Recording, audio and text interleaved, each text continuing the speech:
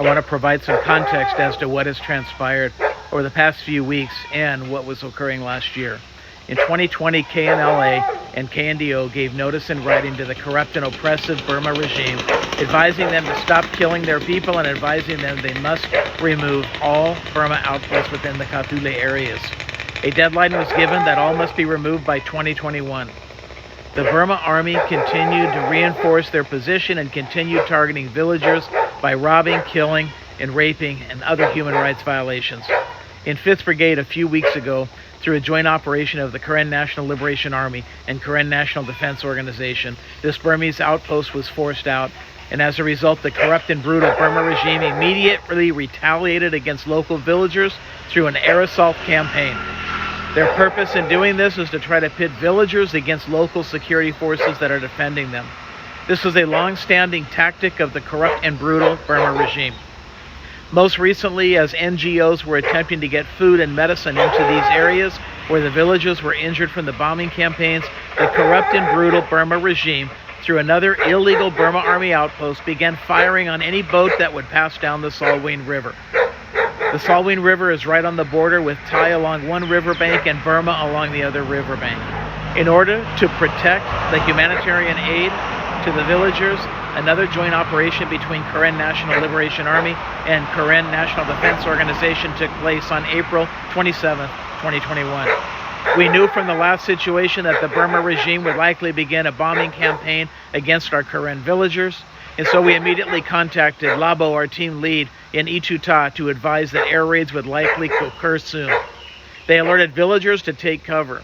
As we expected, the corrupt and brutal Burma regime began additional air assaults again against and targeting specifically the villagers with these bombing campaigns throughout the day. Our team had a large supply of medications and other equipment and immediately attempted to get the supply into Ichuta. When we arrived at the Salween River, we found about 10 large trucks full of supplies from other nonprofits, Karen people, Thai people, trying to care for the villagers that were being bombed and victimized by this corrupt Burma regime. To our surprise, the groups advised us that the Thai military was ordered not to allow any aid into Ichuta. This was so shocking for us. The NGOs were heartbroken that all those supplies would not be allowed. The trucks turned around to leave, while our joint operation, consisting of Karen Thai Group and Power Mentors Rapid Response Team, along with Karen National Defense Organization, could not sit idly by watching villagers being bombed from the air. We decided that we must act immediately and be persistent in getting these emergent supplies into the area. We used unconventional methods, and we were successful after many hours and logistical planning to get all of our emergency supplies into Ichuta. We should never have had to go through all of that to get supplies to innocent villagers by being attacked by a brutal Burma regime.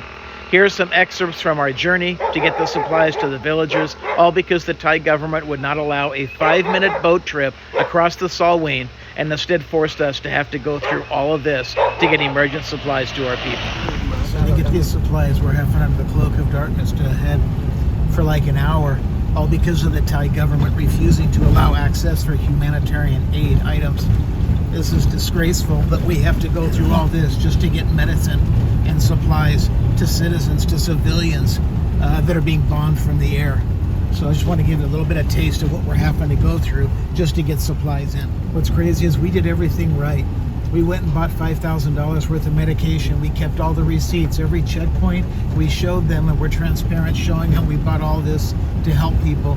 And then when we arrived today to cross all this, we encountered about 10 big trucks of other nonprofit organizations, humanitarian aid groups, that were heartbroken because they were all stopped by the Thai army and disallowed to get these necessary supplies just across the river, literally just right across the river to Ichuta, the people that desperately need it.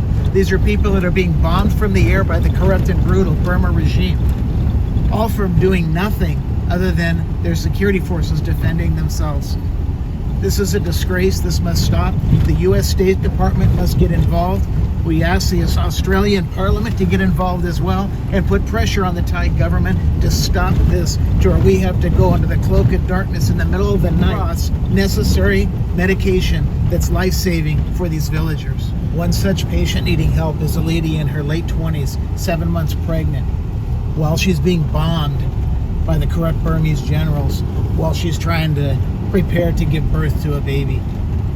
And so we chose to do whatever we could to get this medication in there, whatever it took, and that's what we're doing now. Okay, so I'm here with our amazing team from Ituta.